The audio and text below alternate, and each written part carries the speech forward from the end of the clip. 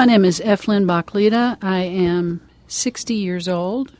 This is May 7th, 2012 in Nashville, Tennessee, and I am going to interview my dear old sweet friend Amanda and talk to her about her career as a dancer. And I am Amanda, age 42, and it is May 7th, and we are in the farmer's market in Nashville, and I really enjoyed interviewing you, Lynn, so I knew you were the right person to do this with me. Did you want to put your last name on the... Amanda Cantrell Roche. Well, you told me when you wanted to do this, you gave it some thought, but that you thought you really wanted to talk about what it's like to be a dancer and to start hitting the mark of aging. So let's start back. When did you start dancing and why? I was about 6, and I'm sure I expressed some kind of interest in it, and my mom found a teacher for me, a rather unusual teacher, luckily, Anne Holland. And it stuck. I loved it. She was an amazing teacher, really the perfect one for me. Really found the joy in dance. We worked on technique some, but it was really more about finding us as our artistic voice, even when we were kids. We danced in an old home in Murfreesboro. Converted bedroom was the studio, so there were high ceilings and some plaster falling off the walls, and one of those houses where things were just piled to the ceilings with books and things like that. So it was a great experience, a wonderful foundation. So what style of dance do you adhere to? I do mostly what's called contemporary, and there are many, many different techniques within contemporary, and I have not trained specifically in one technique for long. It's just really a melange. I've done some Horton, I've done some Graham, a little bit of Limon, but mostly it's just been contemporary. Some people call it modern dance. What choreographers do you most admire? I love Bill T. Jones. I love his social justice work. I love the way he sometimes infuses spoken word into his pieces. I love his passion. As far as the old school, Alvin Ailey just hits you deep. And I think his work is wonderful because anybody can see it and love it. It's extremely accessible. So those two probably the ones that first come to mind. Pina Bausch, just recently, became aware of because of film, and the intensity of her work, the freedom of it, is incredibly alluring. Is that the one that was recently, the film was recently in town? Yes. What was the name of the film? Just simply Pina. P-I-N-A? Yes.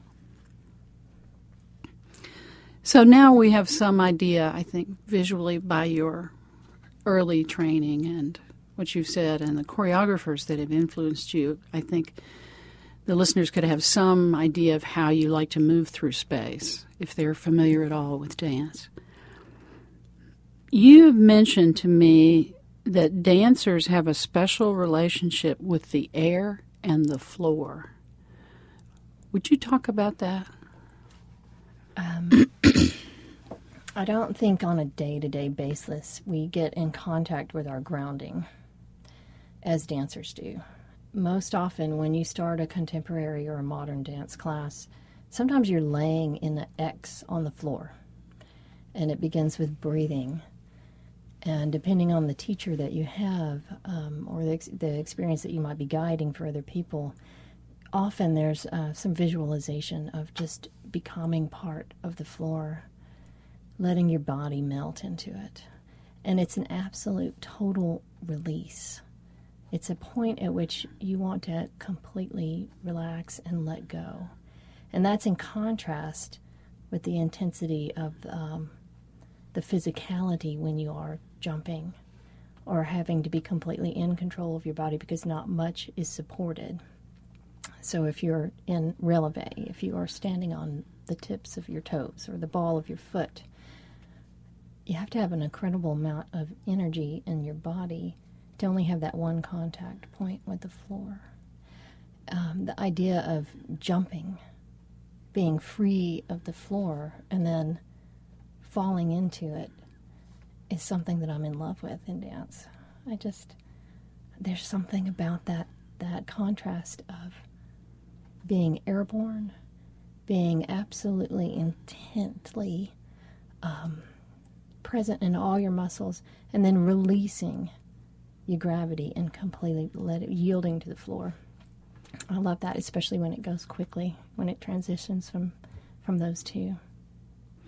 And when you say returning to the floor, do you enjoy coming back to a standing position as much as you do collapsing into the floor and rolling? Well, I've seen you dance a lot. The standing so much is not as appealing to the spiraling to the floor and then coming back up. I really love a lot of skin on wood or marley, whatever you're dancing upon, maybe even grass.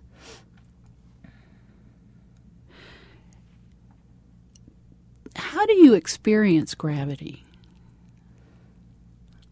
It's kind of a love relationship for a dancer, I think. It's that challenge to overcome it.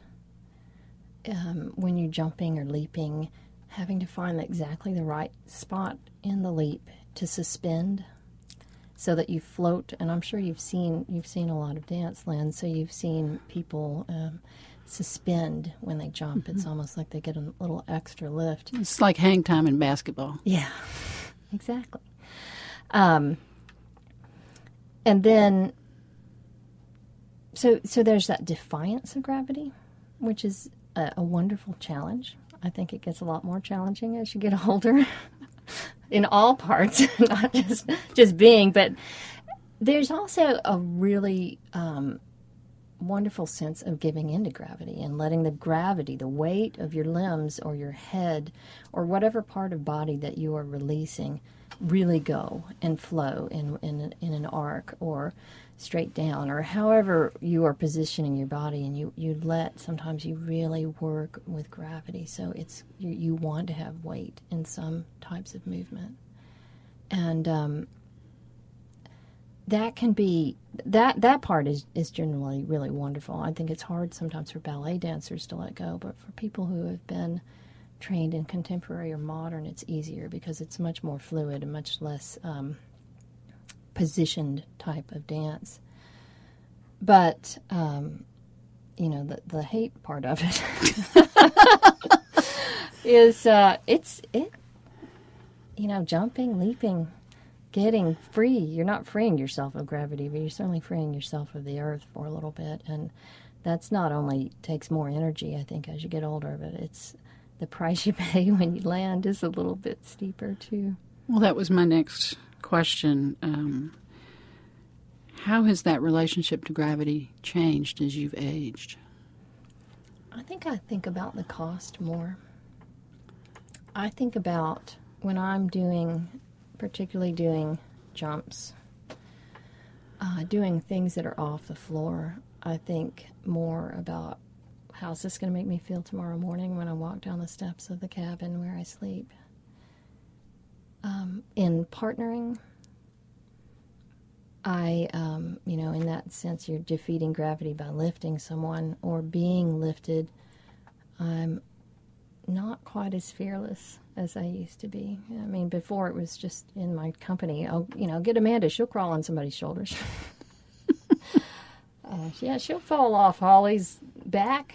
And I think about it a little more now. I think about the risk. I'll usually go ahead and do it, but I'm not as willing to do particular painful or dangerous moves over and over and over in rehearsal as I used to be.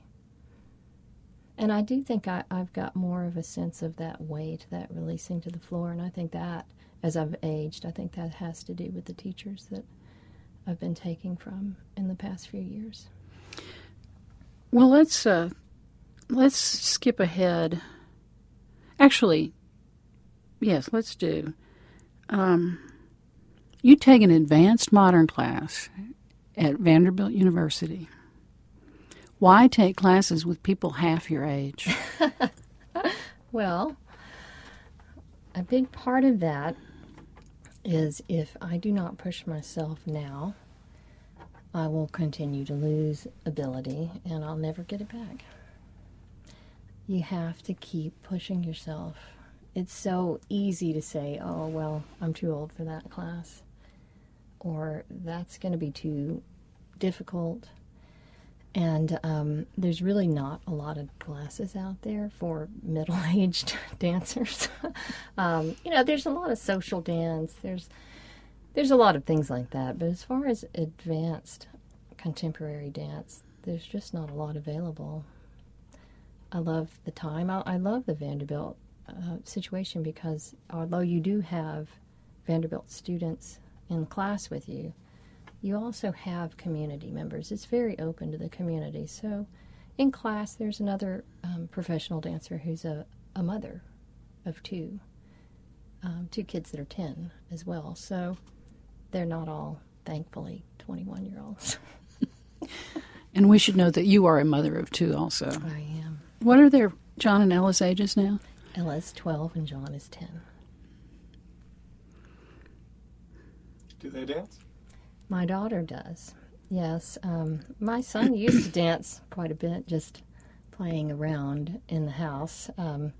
He'd never admit that now, not formally. And my daughter takes from a wonderful teaching artist and friend that has a somewhat similar approach to the woman that I took from as a child. And in fact, I believe she took from Anne a little bit. Her name is Marcy Murphy, and I am so grateful that my daughter has that experience. Yes, I think Marcy Murphy is the Albertine Maxwell of today in Nashville. What kind of injuries are you sustaining from dancing? Is there wood to knock on? I haven't had any major injuries, and that's pretty unusual. But I haven't danced at the level as some people have. I've never toured with a company and danced as a full-time job. I've pulled ligaments. I may have torn a ligament one time, but I've never had any major injuries. My muscles ache, my joints ache when I get up in the morning, especially after a hard rehearsal. But as far as injuries, I've never had any. So you said you're a little concerned, like that the cost of dancing, you're more aware of the cost? Well, it still hurts. Just because you're not injured doesn't mean it's not painful. Your joints and your cartilage, cartilage can wear down slowly over time. Jumping, I can just feel it in my knees and my ankles more than I used to. And I think there's probably some arthritis involved, because when I walk down the wooden steps of my bedroom in the morning, it really is painful. But I get over that, and honestly, most of the time if I go to a class, I feel a lot better, at least for a while. Until the next morning. Yes. Let's talk about Blue Moves. Please explain to us what Blue Moves is and what your role has been with Blue Moves. Blue Moves is a dance company that I guess I could best describe as a type of collective. I founded it in 1989 with my friend Leanne Carmack and Don Sullivan, two other dancers at MTSU, which is in Murfreesboro, Tennessee. We were all dance minors at the time. And we just wanted a little bit more cohesive experience, a tighter group that was dedicated to rehearsing a little bit more than what was available at the dance club, they called it at the time. So we asked 3 other dancers to join the group, and my childhood dance teacher, Anne, donated her studio as a place for us to rehearse. And it's been going since then. We're all artistic directors, which is maddening sometimes to not have one clear voice or one clear vision. Everybody in the company votes on what the theme is going to be, where we're going to do shows, what pieces are going to be put in those shows. And that's a long process, and it often involves a lot of drinking wine and multiple meetings. But because of that, partially, because there's no real leader, it has been such an incredible experience, and we have become a deeply knit tribe. Those are some of my best friends, and we have seen each other through hell and back over the years. If you're at some point, we hope and expect you to have a long, happy life, and at some point you will stop dancing in the way that you have been in performance. How will you know when that time is? Well, I was wondering about that the last time we did a show. I watched the video. I sat in the hammock the next day. The last time we did a major show, I should say. I sat in the hammock the next day and thought for a long time and cried a little bit and thought, I don't want to be the dancer that's up there that people think, oh, she can't do that, get off the stage. So that's really in the back of my mind right now. In the company, people continue to put me in their dances, so it's hard for me to say no to that. I know that I'll do more choreography when that point happens, but I have no idea what that point is going to look like. And for me right now, I'm hoping it's going to eventually transition to theatrical pieces or smaller parts that are really more for a mature dancer. I remember seeing Donna Rizzo dance at the Ryman with Tennessee Dance Theater, and she was incredibly fit, but definitely much, much older than the rest of the company. But she found her place, and her expressiveness was incredible. She brought a depth to her dancing that the younger ones just didn't have. So maybe there'll be bit parts like that. I'll have a cameo. Let's bring back old Amanda. Look, she can still walk. Yeah, well, TDT did do that piece where they used the wheelchair. Oh. What was that, dinner party? I wasn't around then. I was thinking about the snake handling piece and also Fair and Tender Moments where she played the older Ivy. Is there another generation in Blue Moves? Oh, well, we're kind of a mixed bag. The generations are blended. I am the oldest dancing member of the company. Several are in their 30s, and there's at least one active member who's in her 20s. So we have a pretty wide range. You mentioned watching Donna Rizzo dance and that her age, can we say her age informed her movement in a beautiful way? Yes. So in what ways now, in your own eyes, are you a better dancer than you were when you were 20? Dancing can be like acting. Especially if you're doing something that's not an abstract piece, that has at least a theme, if not a narrative to it. So to be able to put yourself absolutely in that character or that space, I think the life experiences one can bring to movement as you get older are really helpful. There's a piece I choreographed called Other Seas, and I choreographed it when my grandmother was dying, of Alzheimer's. And that was in my late 20s, I think. And I danced it then. Or maybe I didn't dance it, but I taught it to other dancers. So I was dancing it in rehearsal. And that piece I danced at my father's memorial. And the depth that I feel like I brought to that piece as a then 41-year-old dancer, I can't even explain it. You dance from your core. You dance from your heart and your soul. And you just hope that it radiates outwards. And that if your tour jeté isn't quite as high or your foot's not quite as pointed, the hope is that, that dancing from the soul makes up for it. Speaking of your father, you told me about an experience you had in dance class. Would you recount that, please? Yeah, this was...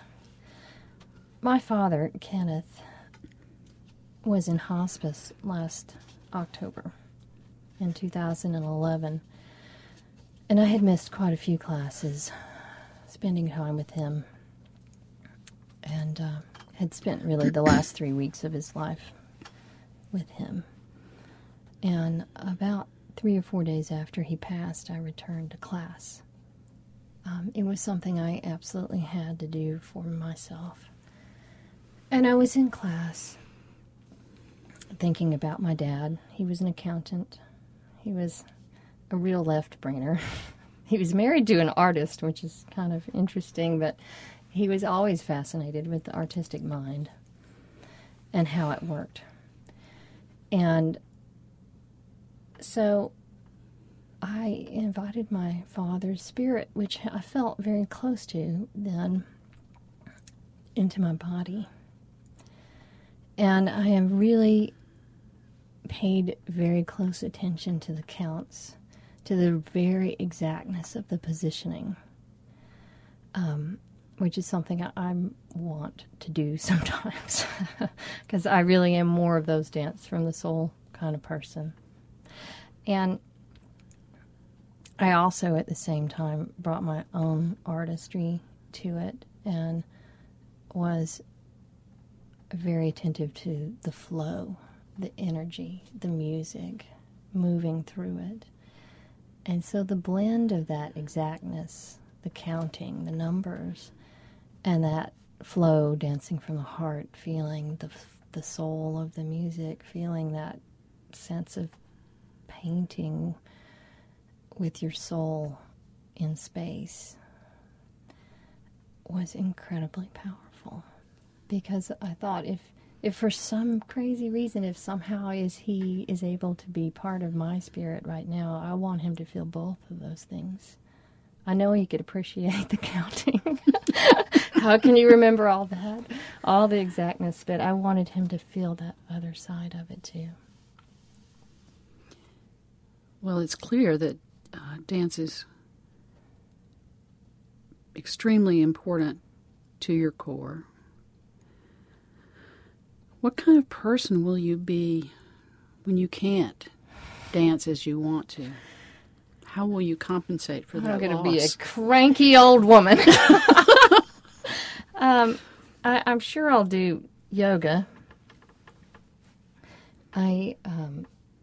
Which is a wonderful thing that can be adapted and done, as you know, as a yoga practitioner who's had some knee issues, that is something that is still within reach, even with an aging or injured body.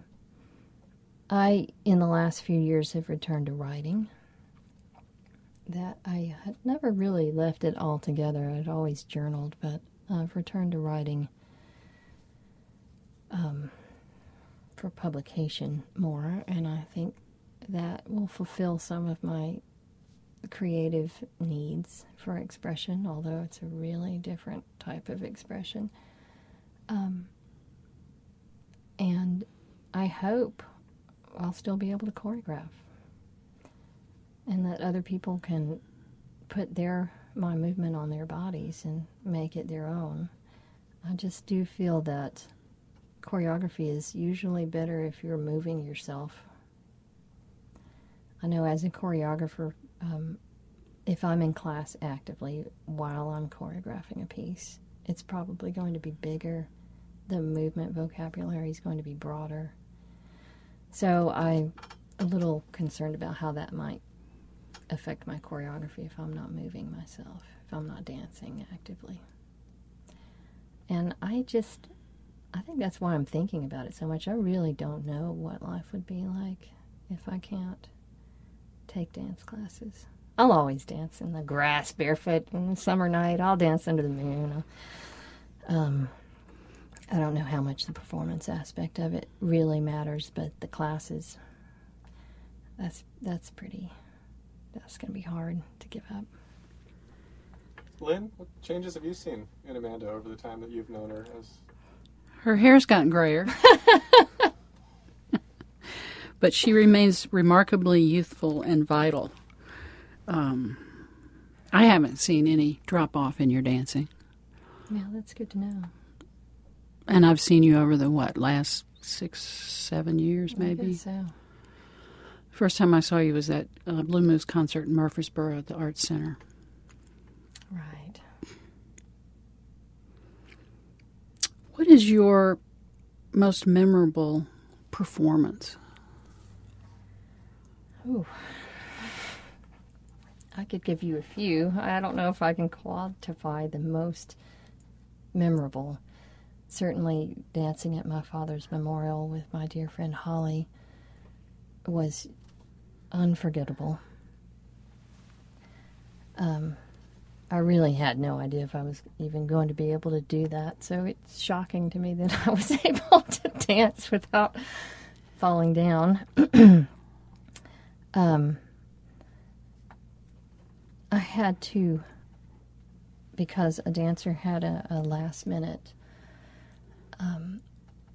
conflict, I had to actually perform one of my pieces called Breaking the Bones, A Plea for Tibet, and that was outside at a peace festival at Centennial Park. And there was something about the outdoor part of that and the intensity of the message, the social justice message for that was very memorable for me.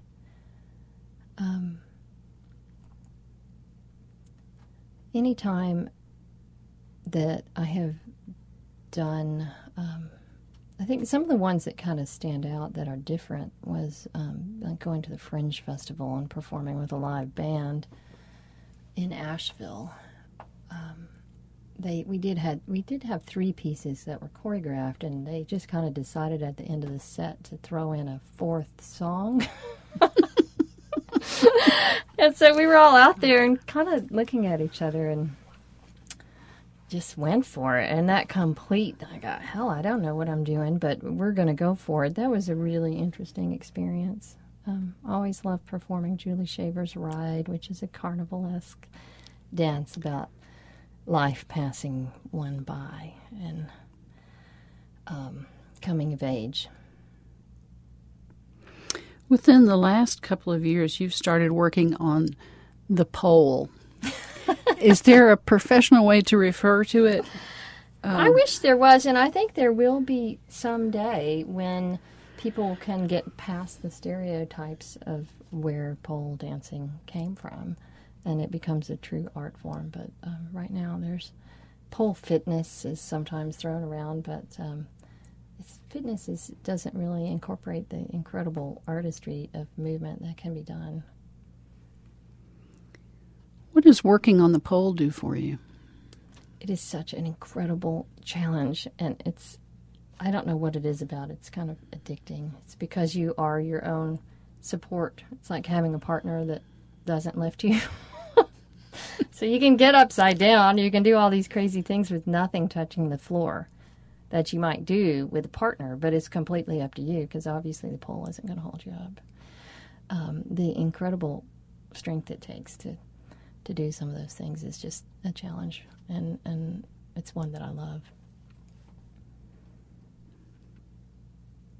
Could I add something? Absolutely. That's the last part is what else would you like to say? But I've got a couple more questions. But Okay. Let me say this. I think dance is an art form that is so ethereal and so heartbreaking because you lose it pretty quickly. You lose your fluency as a dancer. You can't, it's not like an actor who can perform, into the 80s or longer, or a writer or a visual artist. And I think this coupling of how ethereal dance is, no matter how well you videography it, with my aging and losing bit by bit what I may be able to do as a dancer has resulted in my interest in filming dance, because it's a way to stop time. I mean, you can still do choreography, and if it's dance for film, then you have that work of art. It's not that very difficult thing of performing, and I don't get me wrong, a live audience is like nothing else, and it's not static, and it can always be different, but dancing for film stops time and holds it. I think that's why on my 40th birthday I had Martin O'Connor do a photo shoot of me, and I felt like it was a little bit vain at the time, but to be able to do jumps and leaps and have him capture me in the air floating, while I could still do those jumps and while my body looked okay. I think that was all part of this sense of wanting to preserve at least some of the memories in an artistic and beautiful way. as much as you love dance and love the vitality of youth about it, if you could really stop time with all of its implications, would you do that? No. No, I want to see my kids grow up. Move away. I love, no, I Joking, just yes. joking. Aging is, it's a really bizarre thing, isn't it? But I try to go into it open-mindedly and embrace it as much as I can. I don't dye my hair. I don't spend money on expensive skin products. It's just kind of like, well, here you go. Probably to the detriment of, or to the disappointment of some of my friends. But I just, I'm trying to embrace being in my 40s. Oh, it looks great on you. Thank you. Well, we're stopping time here, right? Okay. That's what this recording is too, in a sense. Okay. So, Well. what about what message do you want your kids to hear in 20 years when they're your age? That, follow your passions, and I hope each one of them finds something that is deeply satisfying and an incredible type of therapy, as I have found in dance, and I hope it's their own thing.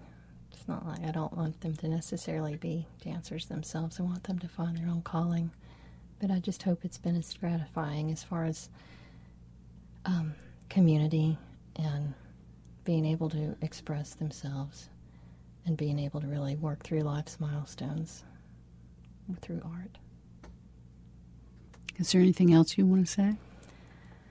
If there is, it's probably just floating around. Defying gravity. Yeah, I'm not planning on stopping tomorrow. Good for you, girl.